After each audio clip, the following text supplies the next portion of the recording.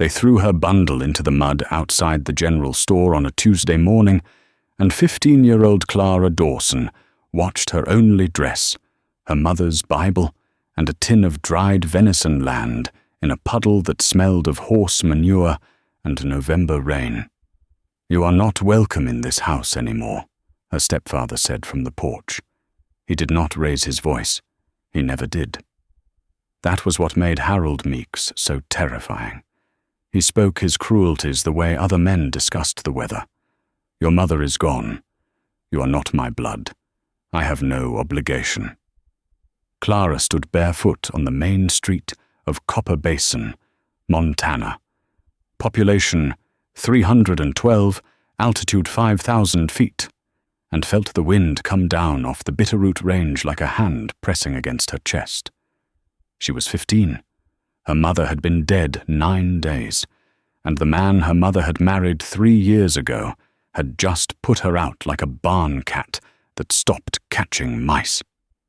Behind her, she heard the voice of Mrs. Hargrove, the postmistress, speaking to someone inside the dry goods shop. "Poor thing won't last till the first snow, and snow is coming Thursday." They were right about the snow. They were wrong about everything else, because Clara Dawson did not freeze, did not starve, and did not crawl back to Harold Meeks begging for shelter. Instead, she did something so strange that the whole town talked about it for months. She walked 3 miles east to Blacktail Lake, found the half-sunken logging raft her real father had built before he died of typhus, and she turned it into something no one in Copper Basin had ever seen. She built a floating chapel on the water, anchored it to the hot springs that fed the lake's eastern shore, and she survived the worst wildfire in Montana territorial history, while the rest of the town burned to the ground. But that part comes later. First, you need to understand just how alone Clara Dawson was that morning in November of 1887. No one stepped off the boardwalk to help her. She watched their boots, the scuffed leather and caked mud, all standing still on the wooden planks above her. Mr. Fontaine the banker turned his back. The Ridley brothers, who had eaten at her mother's table a dozen times, suddenly found something fascinating about the clouds to the south. Even Reverend Poole, who had buried her mother the week before and spoken beautiful words about mercy, looked down at his shoes and said nothing. Clara picked up her bundle. The mud squelched between her fingers. She squeezed the water out of her mother's Bible and tucked it inside her coat, close to her skin where her body heat might dry the pages. That was a trick her real father had taught her. Keep what matters close. Let your own warmth save it. She had nowhere to go. Her mother's people were in Pennsylvania, 2,000 miles and a lifetime away. She had no money. Harold had taken her mother's savings, all $47, and called it compensation for 3 years of feeding another man's child. She had no horse, no wagon, no weapon, except a folding knife with a loose handle that had belonged to her father. But she had one thing Harold Meeks didn't know about: a memory. Her father, James Dawson, had been a logger and a strange kind of genius. Before the typhus took him when Clara was 11, he had built things, not just cabins and fences like other men. He built contraptions, water-wheel-powered grain mills, root cellars dug so deep into the hillside that food stayed cool in July and warm in January. And once, on Blacktail Lake, he had built a logging raft so massive and so well constructed that the other loggers called it Dawson's Folly. It was 30 feet by 40 feet, made of old-growth pine logs lashed and pegged together, with a deck so tight you could roll a marble across it without losing it through a crack. That raft was still out there. Clara had seen it from the ridge 2 weeks ago, half listing to the east, but still floating. Still holding together after 4 years of abandonment. And her father had once told her something about the eastern shore of Blacktail Lake. Something about the water there. How it stayed warm even when the air dropped below zero. How the hot springs underneath fed into the shallows and kept the ice from forming. He had anchored the raft there deliberately, in water that steamed in the winter mornings like a pot left on the stove. Clara walked east out of Copper Basin with her wet bundle and her loose-handled knife and the memory of her father's voice saying, "The earth gives heat for free, Clara girl. You just have to know where to stand." The road to Blacktail Lake was not really a road. It was a game trail that wound through lodgepole pine and over a saddle of granite that cut the wind for about a quarter mile before opening up to the lakeshore. Clara reached the ridge overlooking the water just as the sun broke through the November overcast, and she stopped. The lake was dark as spilled ink, half a mile across, rimmed with dead brown cattails and the black skeletons of willows. On the far western shore, ice had already begun to form, a thin white crust that crackled and shifted with the current. But on the eastern shore, where the hot springs fed in, steam rose from the water in slow white columns. The surface there was clear and dark and still, untouched by ice, and there, rocking gently in the warm current, was her father's raft, Dawson's Folly. It looked worse than she remembered. The deck was warped on the southern end. One of the anchor ropes had snapped, letting the raft swing out at an angle. The small shelter her father had built for storing tools had lost its roof, and the walls leaned like a drunk man trying to find the door. Clara sat down on a rock and cried. Not for long, maybe 2 minutes. She let herself feel the size of what was ahead, and then she stopped, wiped her face on her sleeve, and said out loud to nobody, "All right then." She waded in. The water near the shore was warm, not hot, but warm, like bath water that had been sitting for 20 minutes. She could feel the heat rising from the lake bed beneath her feet, and she understood then what her father had known. The hot springs were not just on the shore. They fed up through the mud at the bottom of the lake, warming the water from below. This was geothermal heat, the Earth's own furnace, and it had been burning since before people had a word for fire. The raft was sound. That was the miracle. Her father had used mortise and tenon joints, not just rope lashing, and the pine logs were so dense with resin that the water had barely penetrated them in 4 years. The deck needed new planking in 2 spots. The shelter needed a roof and reinforcement. But the bones were good. The bones were her father's work, and he had built things to last. Clara pulled herself up onto the raft and felt it dip and steady beneath her weight. She stood there dripping, barefoot on her father's creation, and she looked back toward Copper Basin, invisible beyond the ridge. "They think I am going to die," she said to a red-tailed hawk circling overhead. "I am going to make them wrong." She started that afternoon. She had nothing but her hands and her knife and the forest around the lake. But Clara Dawson had spent 4 years watching her father build, and watching is a kind of learning that lives in your muscles even when your mind forgets. First, the roof. She cut young lodgepole pines, each one about 3 inches thick, and laid them across the top of the shelter walls at a steep pitch so snow would slide off rather than accumulate. She knew from her father that a flat roof in Montana was a death sentence. Snow piles up, 8 inches, 12 inches, 2 feet, and the weight breaks whatever is underneath. A steep pitch sheds the load. She angled the poles at 45 degrees, lashed them with strips of willow bark she soaked in the warm lake water to make them pliable, and then layered pine boughs over the top, each row overlapping the one below like fish scales. Her father had called this method shingling with what God provides. Each layer of boughs channeled water and snowmelt downward and off the edge, keeping the interior dry. Then she addressed the heat. This was where the hot springs changed everything. Clara noticed that the water directly beneath the raft stayed warm throughout the day and into the night. She could feel the warmth radiating up through the logs when she pressed her palm flat against the deck. But warm was not enough. She needed to trap that heat inside the shelter. She hauled lake mud, thick black mud from the warm shallows, and packed it against the shelter walls from the outside. 6 inches thick, then 8. She let each layer dry partially before adding the next. The mud dried into a crude adobe, not pretty, but dense enough to hold heat in and keep wind out. Her father had once insulated a root cellar the same way, packing earth against the walls until the inside temperature stayed steady all year.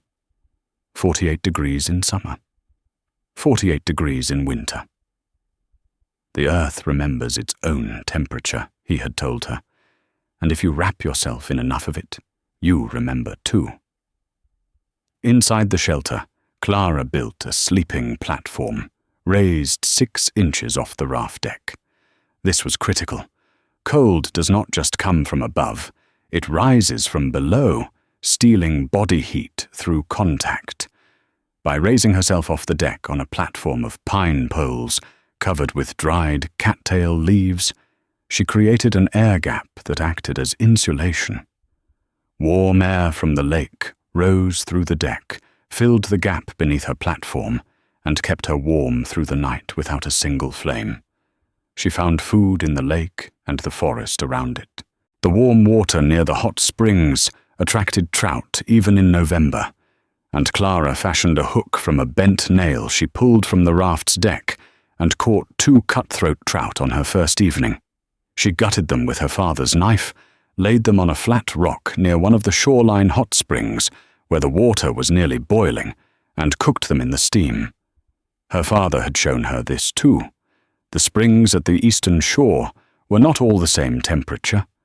Some were warm, some were hot enough to scald, and one, a small vent in the rocks about 20 feet from the waterline, pushed out water at nearly 200 degrees. She could cook on the earth itself. She ate her trout sitting on the edge of her father's raft, her feet dangling in warm water, watching the first stars appear over the Bitterroot Range. She was 15 years old, alone, and for the first time in 9 days, she was not afraid. But Copper Basin was not done with her. Word got around, the way word always does in a town of 300 people. One of the Ridley brothers spotted smoke from her cooking fire while hunting elk on the ridge. He came back to town and told everyone that the Dawson girl was living on her dead father's raft like a water rat. They laughed. Of course they laughed. Harold Meeks laughed loudest, standing outside the saloon with a whiskey in his hand, telling anyone who would listen that the girl had lost her mind, just like her father. Old Dawson thought he could build a city on a lake, Harold said. The daughter thinks she can live on a pile of floating sticks. The apple does not fall far from the tree, it just falls into the water. 2 women from the Ladies' Auxiliary, Mrs. Hargrove and Mrs. Fontaine, rowed out to the lake in a buckboard to, as they said, assess the situation. They stood on the shore and called across the water. Clara paddled the small dugout canoe she had found, half buried in the cattails, and met them at the waterline. "Child, this is not suitable," Mrs. Hargrove said. She had a voice like a gate hinge. "You are living like a savage. Come back to town. We will find a family to take you in as help." Clara knew what help meant. It meant scrubbing floors and emptying chamber pots for a family that would work her 16 hours a day and call it Christian charity. "I am fine here, Mum," Clara said. "You will die out here," Mrs. Fontaine added, pulling her shawl tighter. "The lake will freeze and your little raft will be crushed." "This part of the lake does not freeze," Clara said. "The springs keep it warm." The 2 women exchanged a look that Clara recognized. It was the look people give when they have already decided you are a fool and are just waiting for evidence. "Suit yourself," Mrs. Hargrove said, "but when you come crawling back, do not expect the same offer." They left. Clara went back to work. She spent the next 3 weeks building. She expanded the shelter, adding a second room, using the same mud-insulated walls. She built a small dock on the east side of the raft where she could moor her canoe. She wove cattail mats for the floor and walls, adding another layer of insulation. She discovered that by lowering clay pots on ropes into the hottest part of the spring beneath the raft, she could bring up water warm enough to wash with, warm enough to soak dried beans in overnight, and have them soft by morning. And then she did something that would change everything, though she didn't know it yet. She found the cave. It happened by accident. She was gathering willow bark along the shoreline, about 100 yards south of where the raft was anchored, when she noticed that the rock face above the waterline was not solid. There was a gap, barely wide enough for a person to squeeze through sideways, hidden behind a curtain of dead vine. Clara pushed through. Inside, the gap opened into a passage, and the passage opened into a chamber.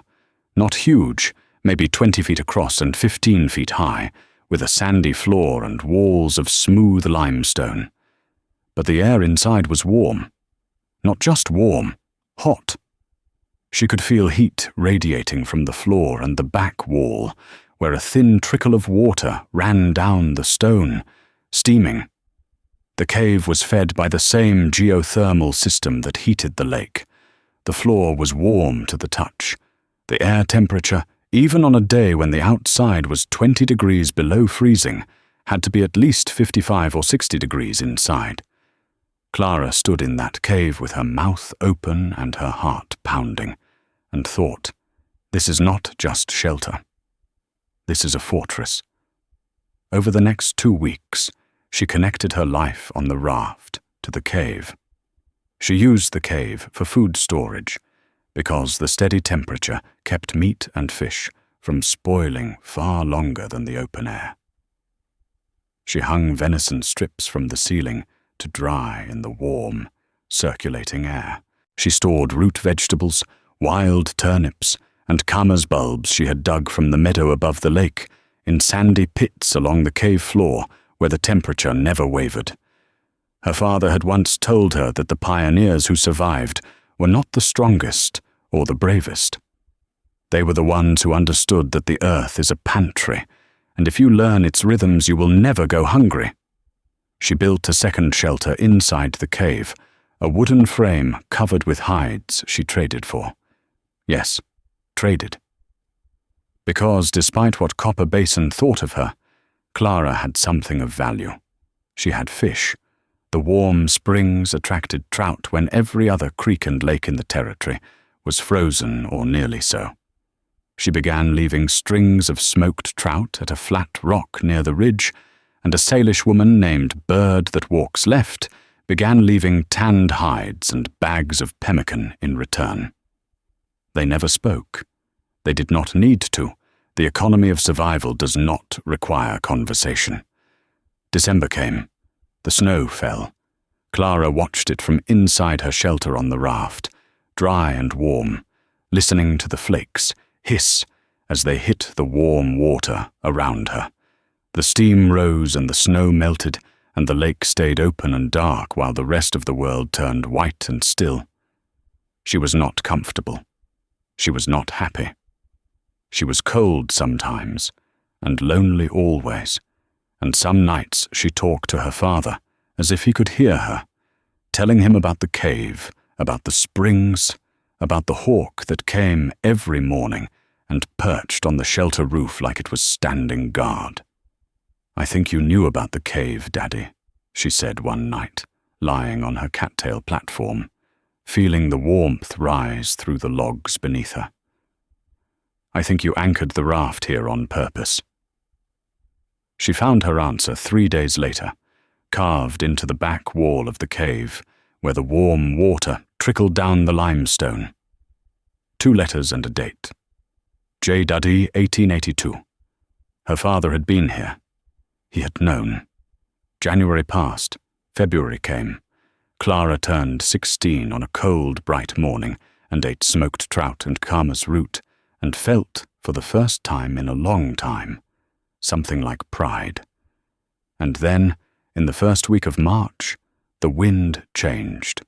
It came from the southwest, dry and warm and wrong. Montana in March should be cold. The wind should come from the north, pushing snow. But this wind was different. It tasted like dust. It smelled like dead grass. And it blew for 3 days without stopping, sucking the moisture out of the snow, pulling water from the trees, turning the entire mountainside into a tinderbox. Clara felt it on the raft. She felt the air change. The steam that usually rose in thick columns from the warm water around her grew thin and ragged as the dry wind tore it apart. The hawk stopped coming. The trout moved deeper into the lake. The animals knew. They always know before people do. On the 4th day, she saw it. A column of smoke rising from behind the western ridge, thick and black and climbing straight into the sky like a dark pillar holding up the clouds. Then another column. Then a third. Then the columns merged and the sky turned orange and Clara understood. Wildfire. It moved fast. The dry wind pushed it down the western slope and into the valley where Copper Basin sat. 312 people in wooden buildings on a wooden street, surrounded by thousands of acres of tinder-dry forest. Clara could not see the town from the lake, but she could hear it. First the distant crackle, like someone crumpling paper. Then the roar, low and steady, the sound of the air itself being consumed. Then the screaming. From the eastern shore of Blacktail Lake, Clara Dawson watched the sky above Copper Basin turn the color of a forge, red and gold and black, and she knew that every building in that town was burning. The fire hit the ridge between the town and the lake at around 4 in the afternoon. Clara watched the lodgepole pines on the ridgeline catch one by one, each tree going up like a candle, a whoosh of flame that consumed the needles and left the trunk standing black and smoking.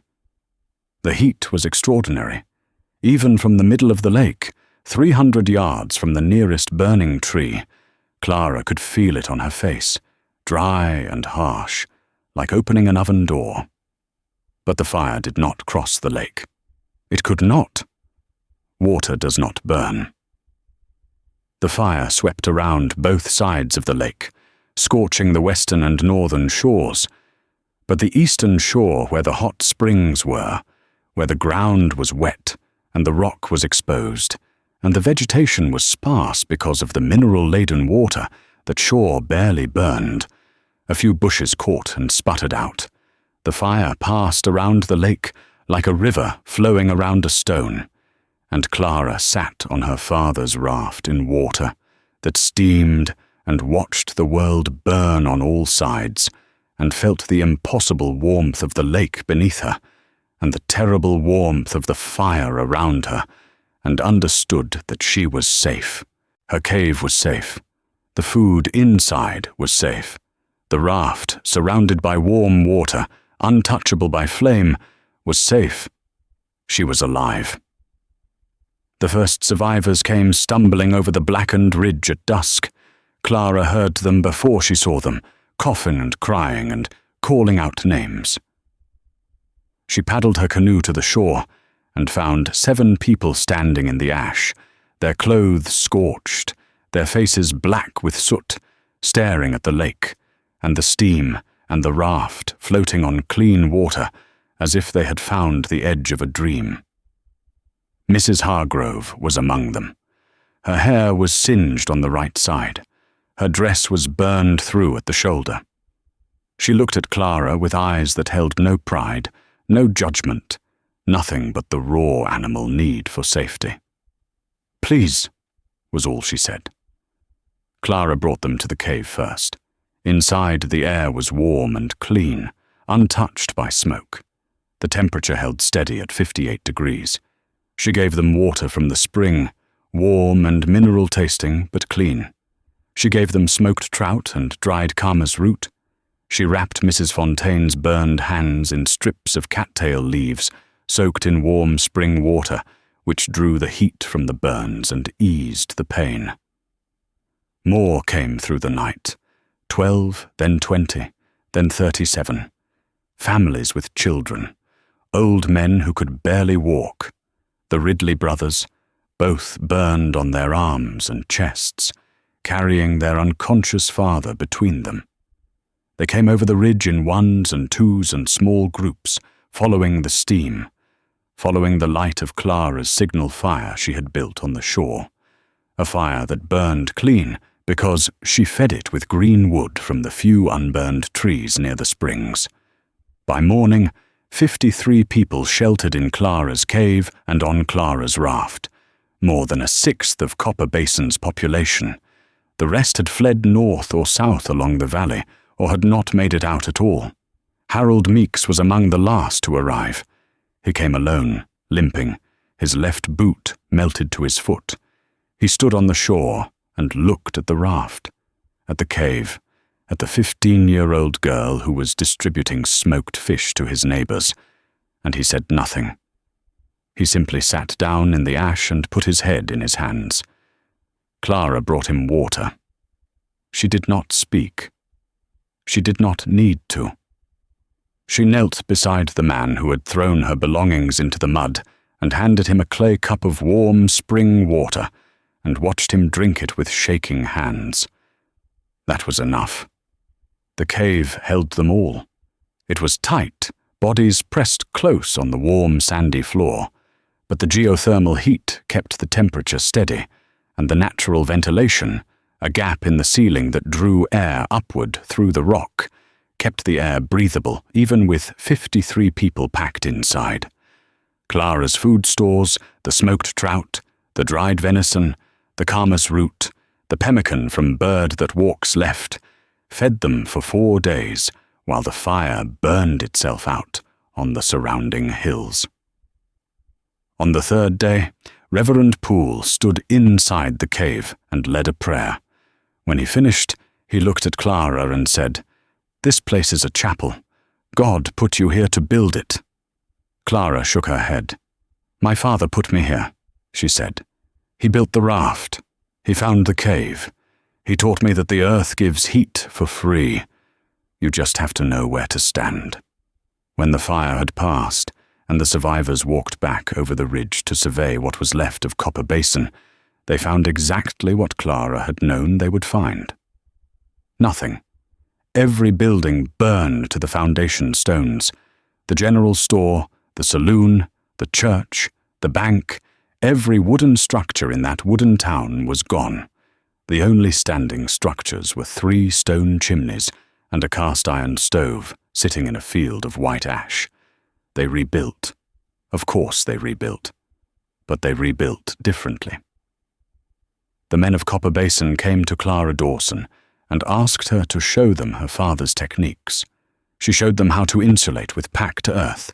She showed them how to angle a roof for snow load. She showed them the cave, and they dug into the hillside above the new town site and built root cellars and storm shelters using the same geothermal principles her father had understood.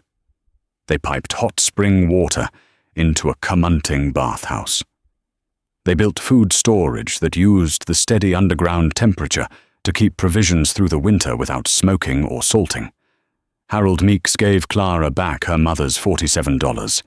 He did not apologize with words. He simply set the money on the flat rock where Clara left trout for Bird That Walks Left, and walked away. Clara found it the next morning, tucked inside a leather pouch that had belonged to her mother. She knew what it was. She knew what it meant. The new Copper Basin was not a wooden town on a wooden street. It was a town that understood the earth it stood on, that used the heat beneath its feet and the stone inside its hills, and at its center, anchored in the warm eastern shallows of Blacktail Lake, the raft still floated, They kept it there. They maintained it. Reverend Poole held services on it every other Sunday through the spring and summer, standing on the deck James Dawson had built, speaking to a congregation that sat on the shore with their feet in warm water. They called it the Floating Chapel of Blacktail Lake. Years later, when Clara Dawson was an old woman, a newspaper reporter from Helena came out to write about the town that survived the Great Fire of '87. He asked Clara how a 15-year-old girl had known what to do when grown men and women had stood by and watched her be thrown out like garbage. Clara looked at him with eyes that were still sharp and said something the reporter wrote down and published on the front page, where it was read by people across the territory and repeated in households for years afterward. "The earth does not care if you are 15 or 50, she said. It does not care if you are a man or a woman. It does not care if the town respects you or spits on you. The earth gives its heat to anyone smart enough to ask. The only people who freeze are the ones too proud to listen to the ground beneath their feet." The reporter looked out at the raft, still floating, still anchored in warm water, and he asked one more question. "Do you ever think about what would have happened if they had not kicked you out? If Harold Meeks had let you stay?" Clara was quiet for a long time. The steam rose from the lake. The hawk, or perhaps the grandchild of that hawk, circled overhead. "Then I suppose we all would have burned," she said. "And nobody would have known about the cave." She smiled. It was not a bitter smile. It was the smile of a woman who had learned the hardest lesson the frontier could teach, that sometimes the worst thing that happens to you is the only thing that could have saved everyone. That being cast out is not the end of the story. It is the beginning of the one worth telling.